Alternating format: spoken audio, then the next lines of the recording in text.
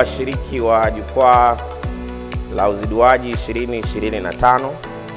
Napenda kuwakaribisha kwa moyo mkunjufu kwenye kongamano hili la uziduaji, jukwaa muhimu la majadiliano kuhusu uendelevu, usimamizi na mchango wa rasilimali zetu za asili katika maendeleo ya taifa. Kongamano hili linatupatia fursa ya kujadili kwa pamoja changamoto, mafanikio na njia bora za kushirikiana kati ya serikali, sekta binafsi, jamii na wadau wa kimataifa ili kuhakikisha rasilimali hizi zinawanufaisha wote kwa usawa na uwajibikaji. Kwa mara nyingine nawakaribisha rasmi na kwa heshima kubwa natamka kuwa kongamano la uziduaji kwa mwaka 2025 limefunguliwa rasmi.